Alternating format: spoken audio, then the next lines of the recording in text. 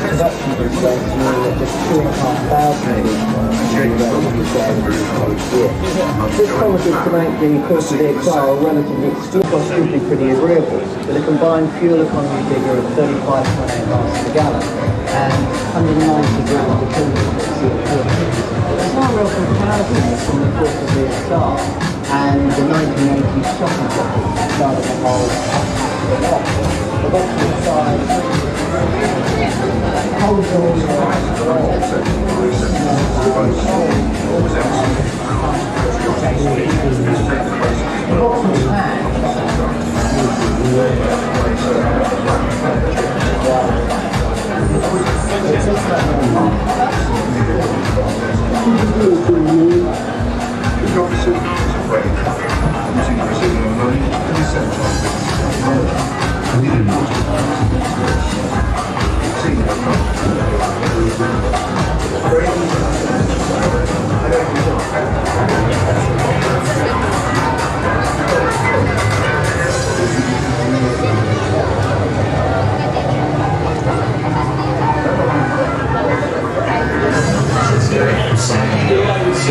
inside and outside today. And inside, you can go to the main hall and turn left, where you can do a virtual car review of about 80 cars. So if you're interested in checking out the latest and greatest.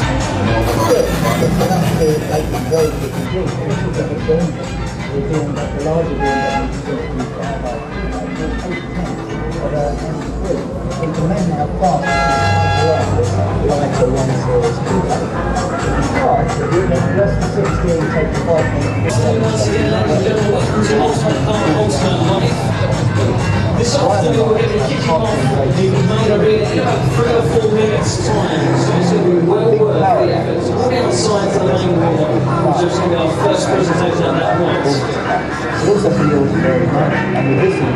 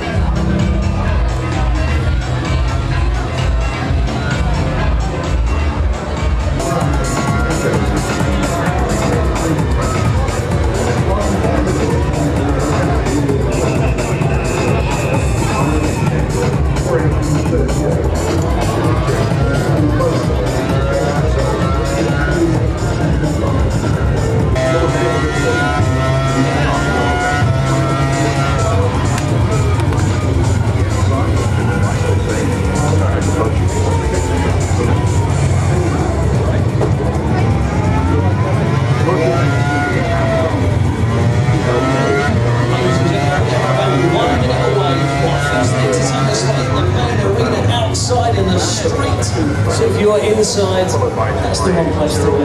Get yourself outside, because the arena is going to be packed full of lots of fun and games present. Good afternoon everyone, welcome to Ultimate Car Ultimate Life. You're in the best place to be on the Horsham in the afternoon. The sun is about to come out, and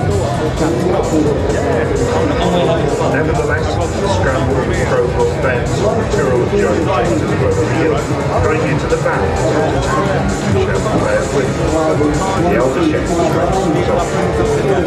and so she doesn't like me to go.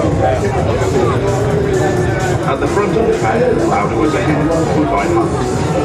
Here in the march was Yeah, the Italian was charging to go to second place, but the pace was too fast. After 5 laps, he started dropping back. Now, tell us a bit about the quads that are riding. They're quite powerful. Yeah, we have a good mix here. The little black one, that's the sports quad. Just about anybody could learn to ride that. It's ready to go. Very, very capable of all-round stuff, mate. The yellow quad here that's overshot the corner, that's Rob. Rob has much experience organising race stuff. I'll wait for the noise to die down. His quad is fully race spec, so the exhaust is completely blown out. and everything's set up for racing. There's no kind of, no restriction there. The red quad that Stephen's riding is basically factory spec, slightly wider axle. He's got some Tarmac spec tyres on it, and that makes it ideal for him for doing all the tricks and things that he's going to do for him. Well, we're going to interview Stephen. Yeah. Stephen!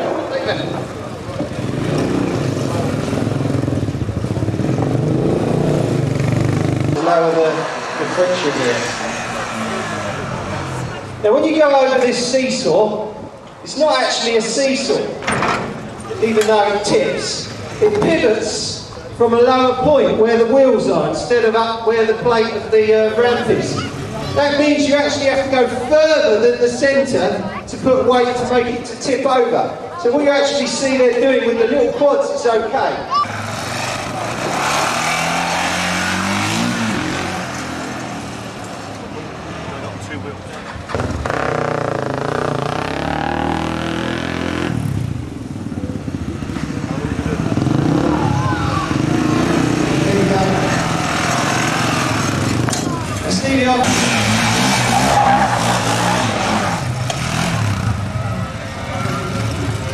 Okay, don't try that at home, you will end up in the fence.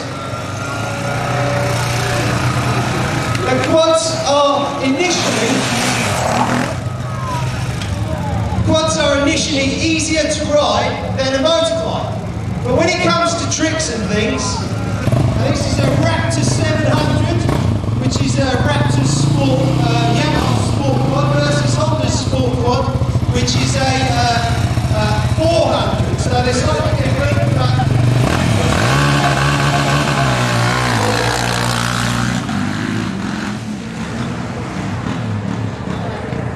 the best-selling category in the market, the Freelander, the Honda CRV, the Toyota RAV4, Volkswagen now got an entry into it. This one is a 2-litre, 140 horsepower turbo diesel, but there are a whole range of other different engines, all of them turbocharged or turbocharged and supercharged. This one is the Escape version, which means a sort of modicum of off-roadability, but not a huge amount. You can see from those tyres on there, they're not very knobbly. Stig, remember the guy said over here, a bit of jerking helps, so see if you can kind of create a bit of spring in that rope there in order to break yourself into some sort of wheel spin.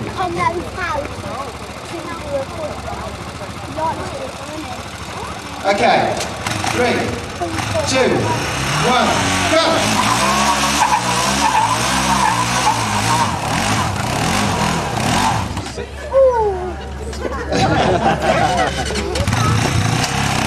Oh yeah! It's actually very close, isn't it? Later on, we're going to be doing a drag race between these two. Now you see how close they are. Which one do you think will win on a drag race around a little course here? Have a think about it. It's interesting to know what will happen.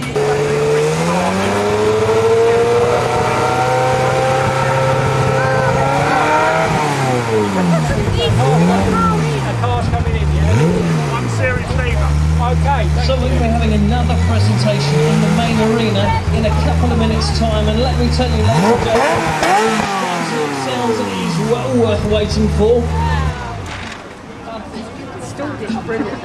And of course there is loads going on here throughout the day. The tricks and the stunts are going to get bigger and better throughout the afternoon, so if you've got a friend who's missing out at home, sitting there all lonely on the couch, give him a bell, get him here.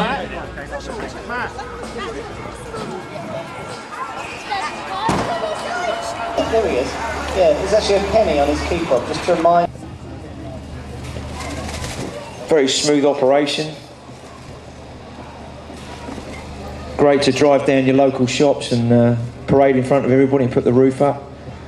So the amount of torque that you get at lower revs in terms of performance and the way that you can drive these cars as performance cars, not just as soft top, soft body shell kind of vehicles, but they really design these things as performance sports vehicles as well. Now, my friend Neil, who's driving this is your day-to-day car. What have you found sort of the things that you really like about it?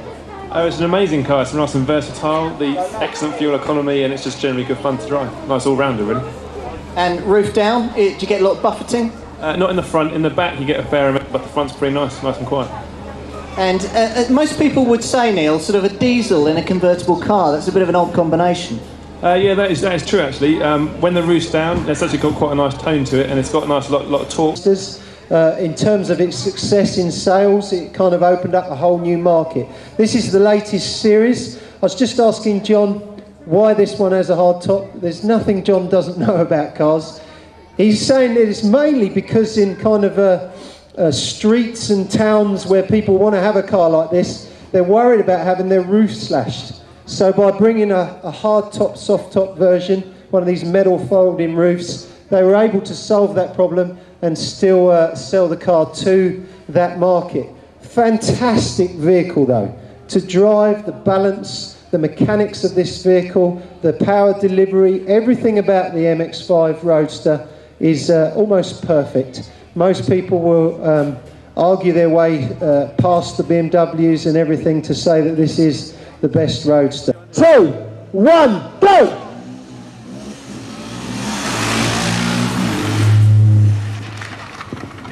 It's close. I think Stephen got a better start then. I have to say once he got a couple of yards, was fairly close, wasn't it? So let's have one more go, see if this Stig can get on the ball a little bit more. Very close. Oh, he's smiling now. Stephen's not so angry as he was earlier. 2, 1, go! The quad's just quicker, eh? Quite close. Well, the quad's away now. How tight is that? And off he goes. Stig's doing great here. Well done, Stephen. Here comes the Stig. Give him a round of applause, guys. That's not easy. It was a... Now, actually, someone on the back can help a wheelie because it adds a little bit more weight to the back of the vehicle, making it easier to pull the front on.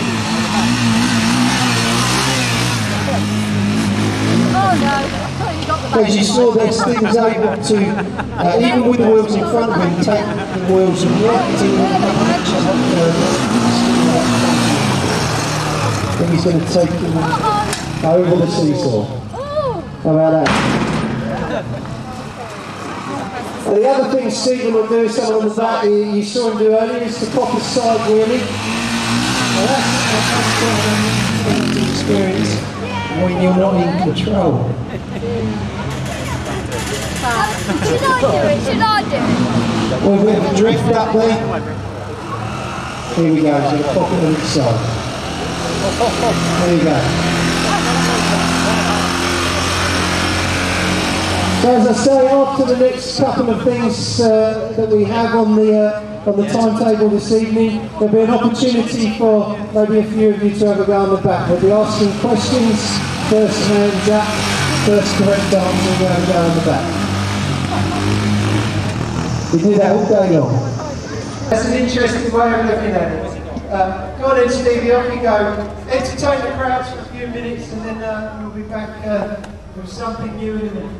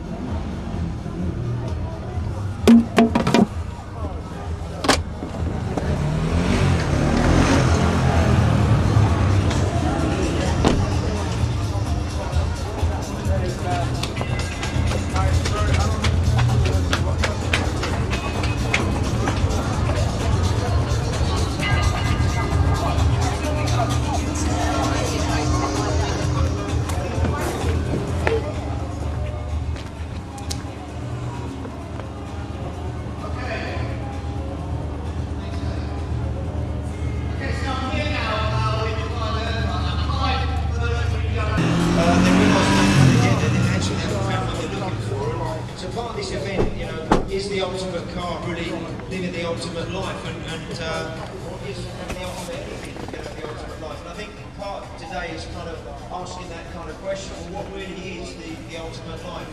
And for me, as a church leader, as a Christian, you know, there's a life that once says the most ultimate life you can have is when God's in it. I read an interesting survey recently about lottery winners, and the majority of them said after about 5 years that they were less happy than they were before they'd won. Yeah. And I thought that was very interesting because it means that having all the material things you can imagine isn't actually the key to happiness. Is that what you found? I think so. I think it exactly goes in that sort of situation. You don't find the meaning of life in things. Things can only have certain value for a period of time. And I think people are looking for, well, why am I here? What's my purpose? Why am I alive?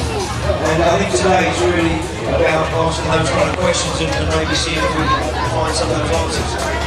Now, you're a real picture like yourself.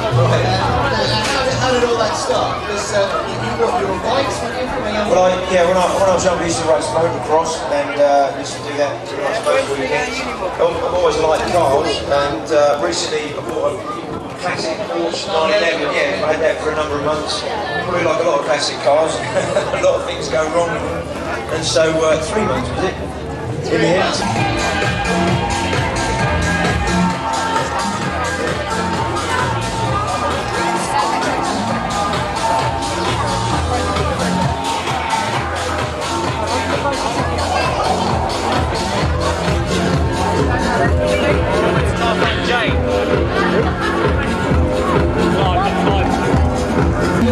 Village or street and you're on.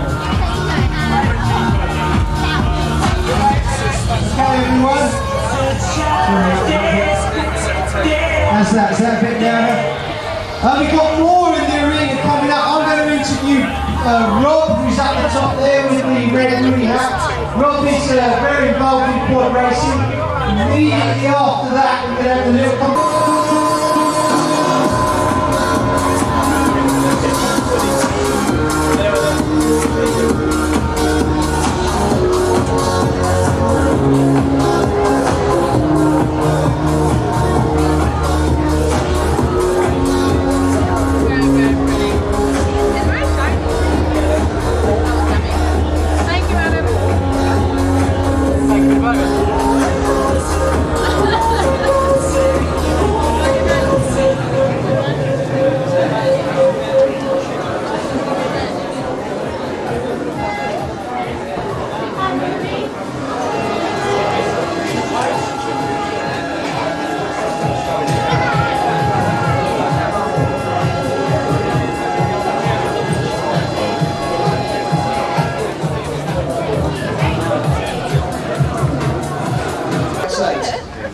Now, nobody I know knows more about powerful Japanese sports cars than my mate Terry.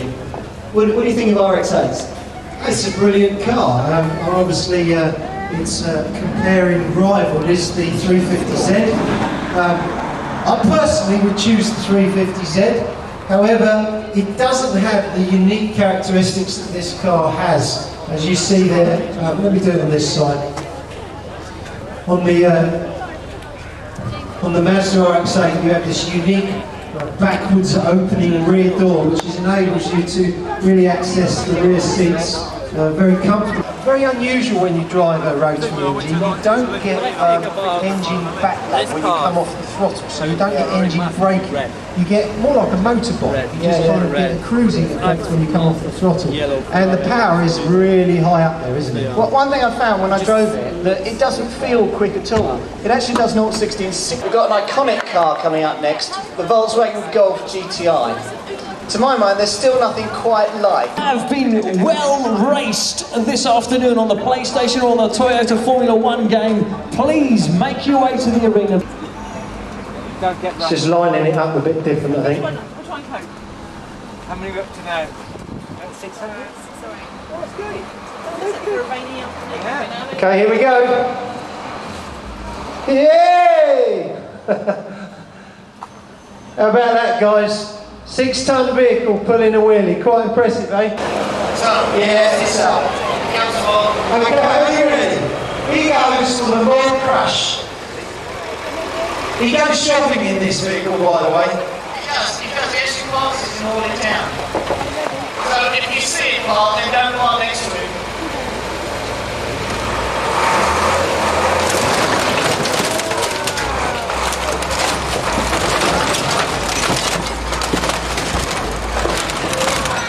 How about that, guys? Take a picture.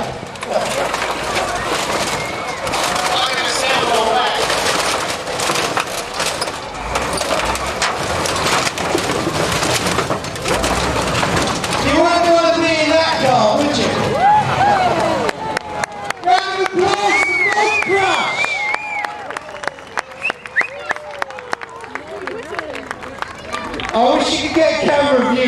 this point here. So you can equip the first, a bit more willing. Anyone needs to make a move. Yeah, well, I wouldn't want to come off and drive away in the corridor.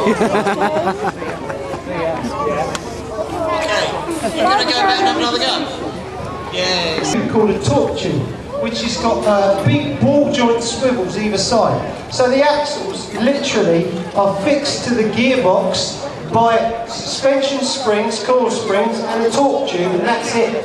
That enables the axles to move just about anywhere they want.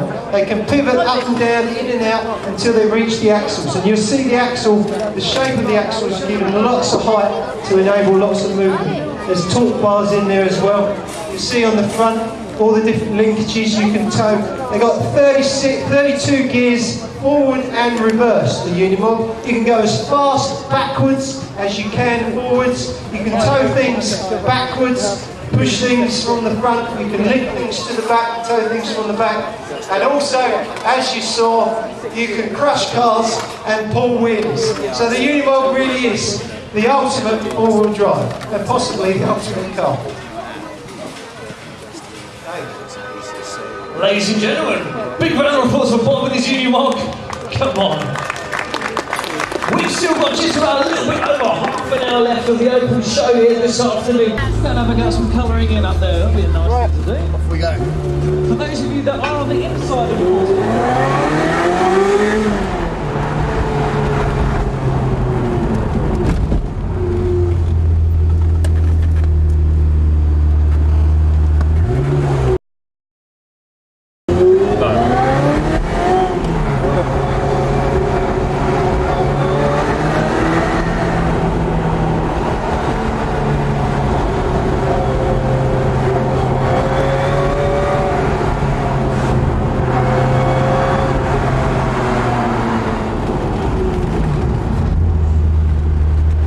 Show you the speed around here, but I can show you the acceleration and the handlings.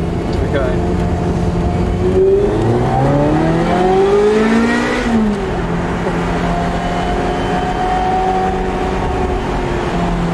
Is this your turn?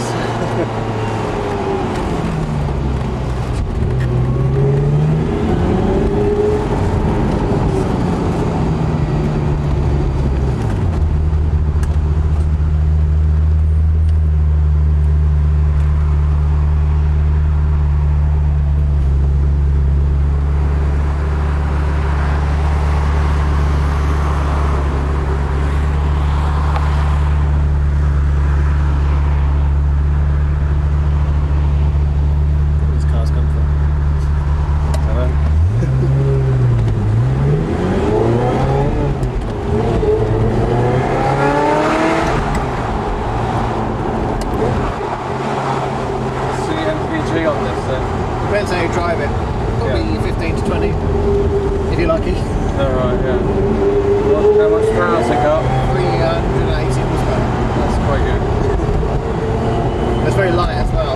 Yeah, I was imagining it is.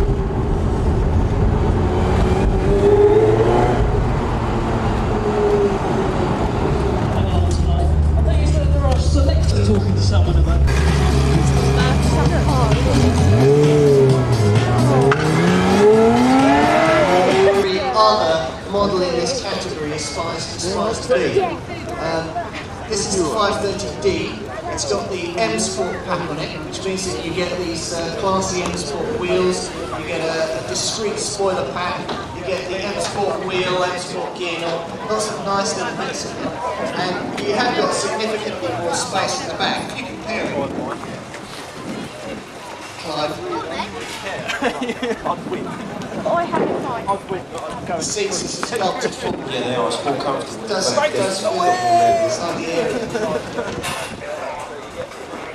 Now, this is rear-wheel drive, which BMW say is the only configuration for real enthusiasts. And it's also a diesel, as you can probably hear, but a very refined one. It's a 3-litre diesel. 0 to 60 in about 7 seconds. Top speed of about 150 miles an hour. It is still able to average 30 to 35 to 40 miles per gallon. It's again, a bit like some of the other BMWs we were talking about earlier on, the sort of cake and eat it executive saloon for the sports driver. Okay, I think for me, any BMW I've ever driven, you get in the driver's seat and it just says drive me.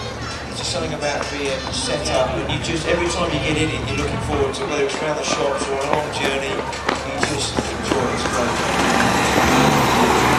One thing the Jaguar has stepped ahead of it is the interior. The interior really is great. Father's farm. It became a passion actually, and through the rest of my life I worked in the professional arenas on all sorts of vehicles, from quad bikes to cranes, jet skis, you name it. I've worked in that area. So when there's a technical question, they come to me. You're the man. Excellent. Well, we look forward to hearing from some of that later on. Jonathan, back to you. Well, what would you say was the world's ultimate performance car? Well, we've all got our ideas, haven't we? But how would you prove the fact? Now, I would say that the world's ultimate performance car would be a car that can be, you know, has supercar performance, but can be driven to within 90% of its capability by the average bloke in the street. Aquaplaning stability. The reality is that one day you're going to hit a large patch of water at high speed, the results of which will probably be pretty frightening. The faster the speed, the more the aquaplaning will affect the vehicle. So on this facility, we're not only going to test the vehicle's ability to resist aquaplaning, but also its ability to recover when put horribly out of shape. Car and driving, entering great aquaplaning circle. Okay. Now most vehicles can handle the aquaplaning pull on this test facility at 40 miles an hour plus. I'm very confident that this vehicle will easily handle more than that. So I'm going to start at 50 miles an hour. Here we go. Virtually nothing happened to the vehicle. There we go. We're 80 miles an hour. We're only just hanging on to the circle at this speed. So hitting an aquaplaning pool at 80 miles an hour is pretty serious. Tyres squealing, hitting the pool. Wow. Really is a very freaky test. All we're going to do now is... It really is a very capable car, this car. It dealt with what I would call massive aquaplaning, a massive event. A gearbox on it.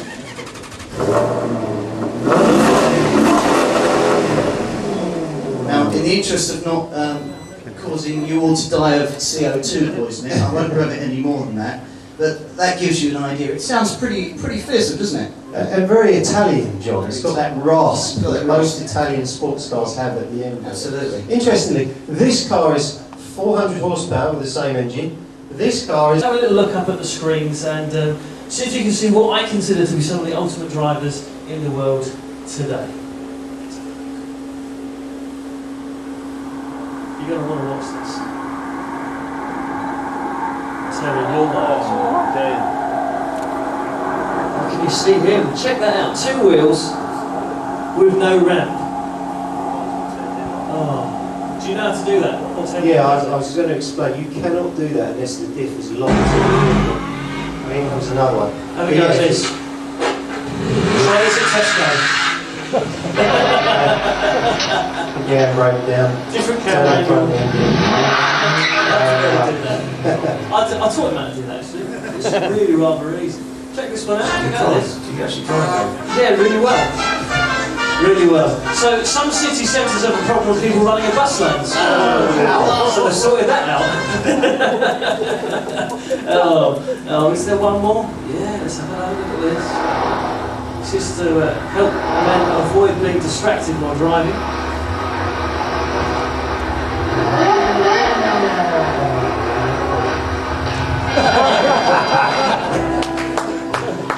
I think you'll find there's room for just one more. These are some of the best drivers that the internet can find. Perhaps not this guy. Oh, mate. Now, I've edited this and I would like to assure you that he does walk away, assisted, but he does walk away. Okay. But don't try that at home, guys, however good the photo might look on Facebook. Last but not least, if you take your car to the garage and they do show you to drive over the pit, drive over the pit, not into the pit. Yeah. So perhaps actually I didn't find some of the best drivers on the internet. Perhaps I didn't try hard enough. But we have here a film now which does have some fantastic driving in it, I think you'll find. It's a film called Ticker. Check this out.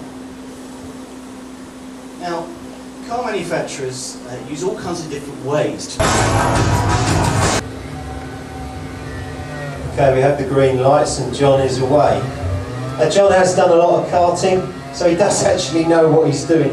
It obviously takes a little bit to get used to the equipment that he's using here, but he understands the basic principles, some of which we'll be going through a little bit later on. Now, obviously what John's looking for here is as much straight line speed as possible, as little scrubbing through the corners as possible, and as late braking as possible. One of the rules to know is that you brake in a straight line. Only the best drivers will feather the brakes whilst turning through a corner when they realise they've overcooked it, so they don't normally do that. And Formula One is all about point-to-point stuff done very correctly and very efficiently. John's doing his best, actually doing really well, John. Remember, he's got all his driver aids switched off. You guys will have your driver aids on. That's what happens when your driver is switched off. So it's just like the real thing. I don't know if you did see the Top Gear thing where one of them had a go in a Formula One car a few months ago. Just how difficult it is for someone to get out of having driven normal cars, having never driven an F1 car, to get in one and drive one. Very, very different. The car is specifically designed for full throttle or full braking performance. How are we doing, John?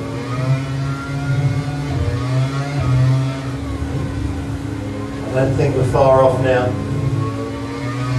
Here we go. And over to Dave. I think it's probably what everyone wants to have a go in this, so it's a little bit easy in it. Did fantastically well, they only went off once. We're now going to have a little bit of a look at the video of how you should go around the track, obviously, which will be very, very similar to how Jonathan drove around. And Terry's going to chat us through to make sure we see everything that we're supposed to see.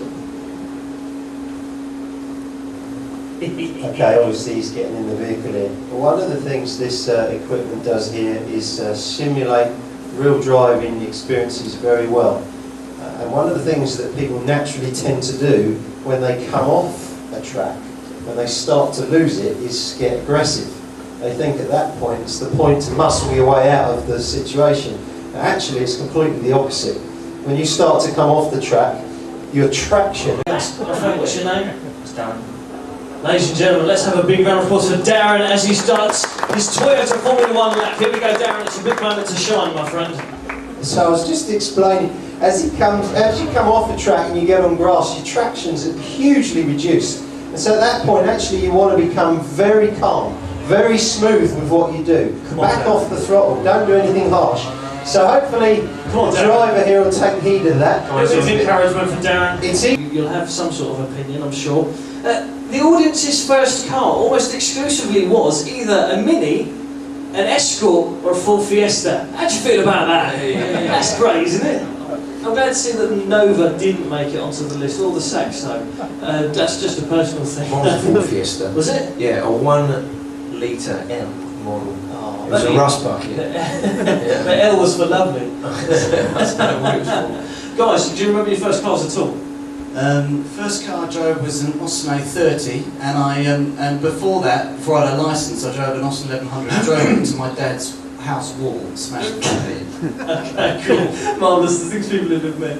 Yeah. The first vehicle I drove was a road horse lawnmower. There's only one Gears, clutch, steering, father extended the clutch and all that, you know. Okay, your current car by brand only, we're not going to go down to make and model because that's just by brand only, the majority of people here either own a Skoda or a BMW. How about that?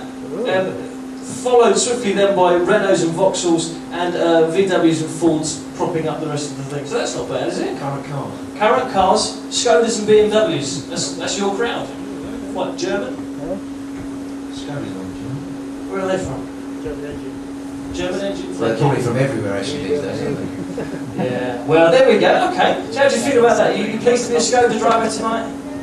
Yeah, of course you are. My parents used to have a Skoda. They sold it.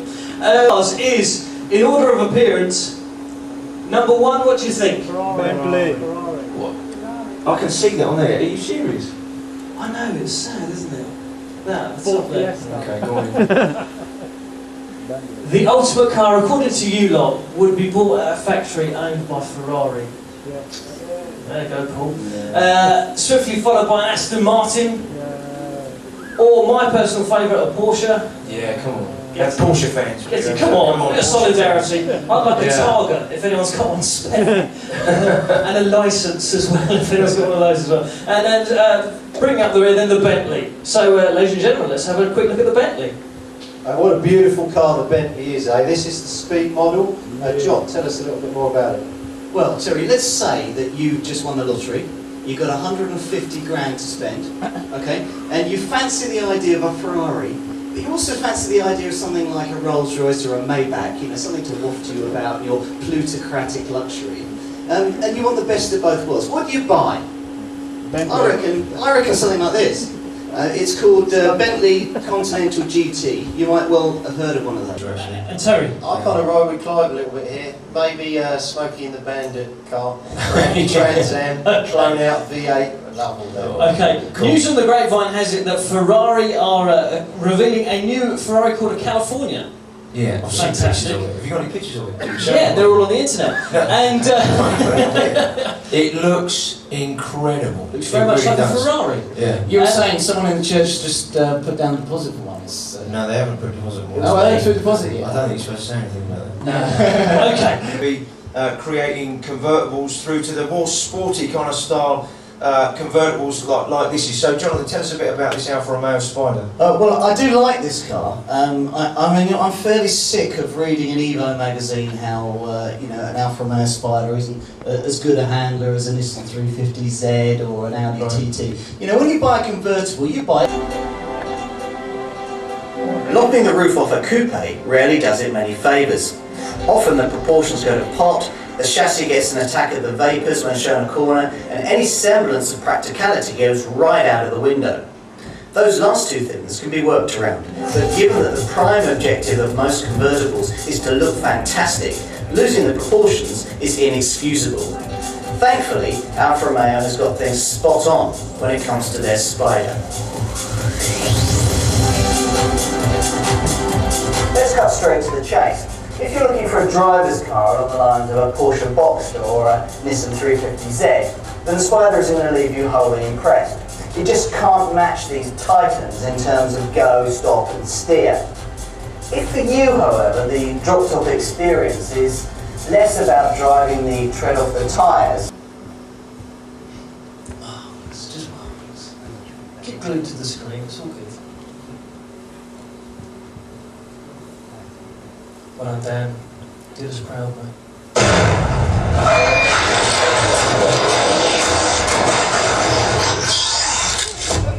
That's the ultimate ladies' car. Now this car, Terry would probably drive this car. This car looks like he's driving around town backwards, but the driver is in fact sitting in the car facing forwards, from his point of view. They've basically ripped the whole thing out and turned around and put it back in again. Now this has got to be the slowest, you must have seen this on the internet, this has got to be the slowest rolling of a car in history. It's real-time CCTV footage. There we go. And again, the lady does get out. She's unhurt because these are family-friendly clips. But that is shocking, isn't it? Is it that easy, really? My mic's on, but if you put in YouTube bad women drivers, that's always at the top of the list. I didn't search for that. Honestly, I didn't search bad women drivers. There must be a lot of that on YouTube, isn't there? Followed by the one in the car park, which hits about 20 cars. Yeah, I actually did see that one. Clive, my good friend, where are you? I'm over here. Now, I'm over here on the stage here with this Lotus Elise SC. Now, the Lotus Elise, or even the Lotus XEs, I think are one of my favourite cars. If you've not driven one of these, you want to go down to your Lotus dealer and just go for a test drive, okay, if you can find one. These are just the ultimate thing to drive, and I've driven an XEs around Spa, you know, the F1 circuit in Belgium, and it's an awesome experience. But that was a dry kind of racetrack, and I'd love to have a go on one of these on a wet handling track. And we're just going to look at a bit of VT now with Jonathan driving one of these around a wet handling track, because these cars are just simply awesome to drive. Have a look at this. This is the finest handling car in the world, the Lotus Elise. Forget Ferraris, forget Porsches, forget Aston Martins. Show it a tight, twisting course, and nothing on earth is quicker.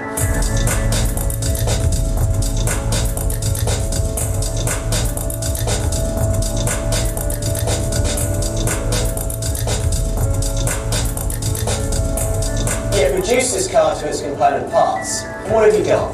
Toyota Corolla engine, a few bits of aluminium, some springs and sprockets.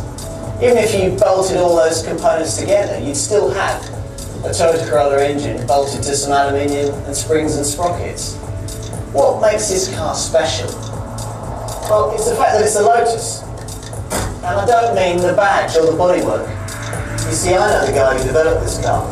The Lotus engineer who spent days and weeks and months and years pounding development versions around the test track to instill the magic that makes the handling, hence the total package of this car, so special and so unique.